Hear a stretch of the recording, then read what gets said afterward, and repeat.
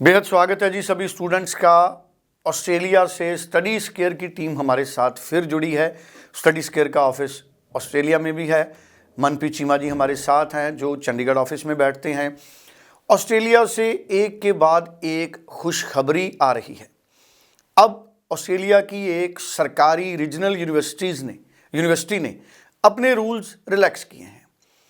Funds, ITR और agriculture income पर किस तरह के बेनिफिट्स हैं और रीजनल एरिया की इस यूनिवर्सिटी के और क्या बेनिफिट्स हैं जो रूल्स रिलैक्स होने के बाद स्टूडेंट्स को मिलेंगे और कौन से स्टूडेंट्स एलिजिबल हैं इस यूनिवर्सिटी में, पब्लिक यूनिवर्सिटी में एडमिशन लेने के लिए।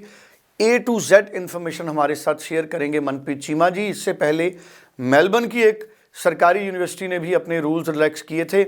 23rd पास आउट को भी एडमिशन मिली थी और कई के 23rd पास आउट के ऑफ़र भी आए हैं और अभी हमको अगले 2-4 दिनों में उन सभी 23rd पास आउट के वीज़ा आने की खबरें भी मिलने लगेगी।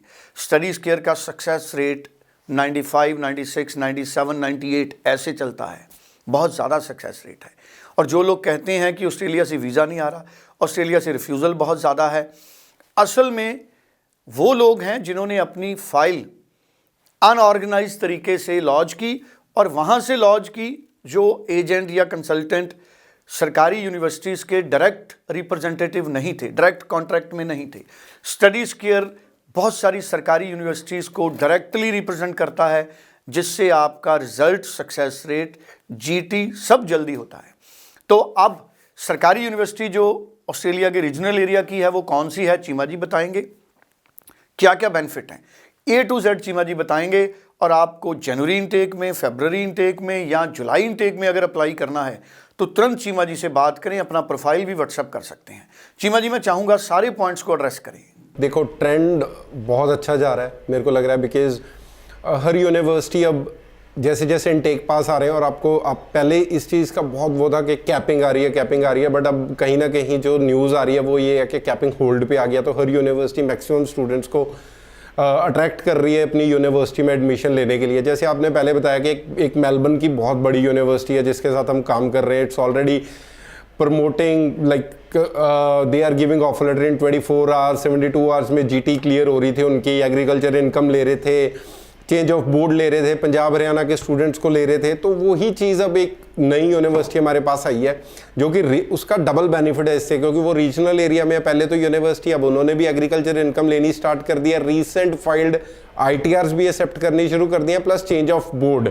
मतलब अगर कोई बच्चा 10th में CBSE से पढ़ा था लेकिन +2 में वो पंजाब बोर्ड में चला गया, पहले वो यूनिवर्सिटीज़ उन बच्चों को नहीं एक्सेप्ट कर रही थी, now they are started accepting that student also, जो कि बहुत अच्छी न्यूज़ है। पहले भी ऑफर लेटर्स बल्क में आ रही थी, अब तो और क्वांटिटी बढ़ती जा रही है इससे, क्योंकि जैसे मैंने पहले बताया कि हर यूनिवर्सिटी ट्रेंड को देखती है। उन्होंने देखा कि बाकी यूनिवर्सिटीज़ रिलैक्स कर रही हैं, हर यूनिवर्सिटी मैक्सिमम स्टूडेंट्स को इनरोल कर रही है, तो जो दूसरी यूनिवर्सिटीज़ है वो भी सेम उसी रूल पे अब चल रही है कि यार अगर कैपिंग होल्ड पे आ गया, this is the time when they can gather maximum students. तो वो हर यूनिवर्सिटी इसीलिए अपनी कहीं ना कहीं रिक्वायरमेंट्स को रिलैक्स कर रही है कि वो भी मैक्सिमम रिक्रूटमेंट्स कर पाएँ। देखो, एडमिशन तो पहले भी थोड़ी ईजी थी, लेकिन प्रॉब्लम आ रही थी फाइनेंशियल्स पे, GT स्टेज पे जाके। तो मेरे को ये लग रहा है कि देखो अब हमारे पंजाब में हर दूसरा तीसरा बंदा कहीं ना कहीं एग्रीकल्चर से कनेक्टेड है।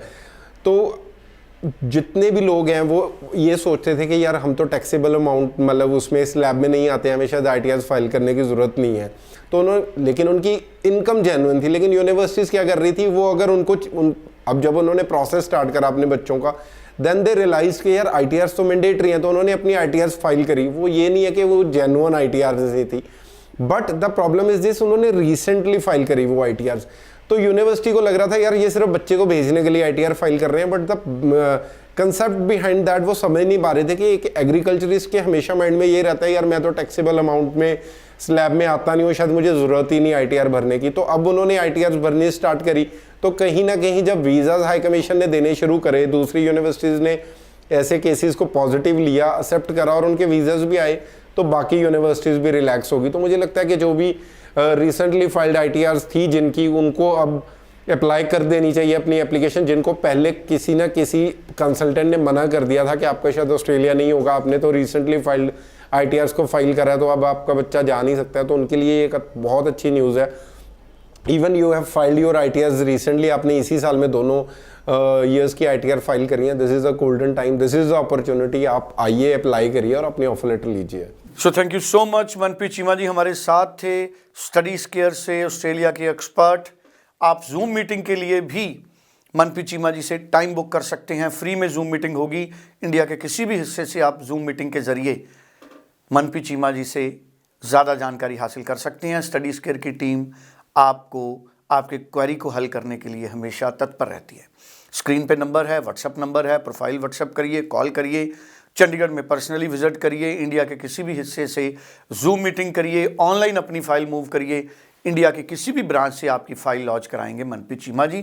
Thank you so much Manpreet Cheema.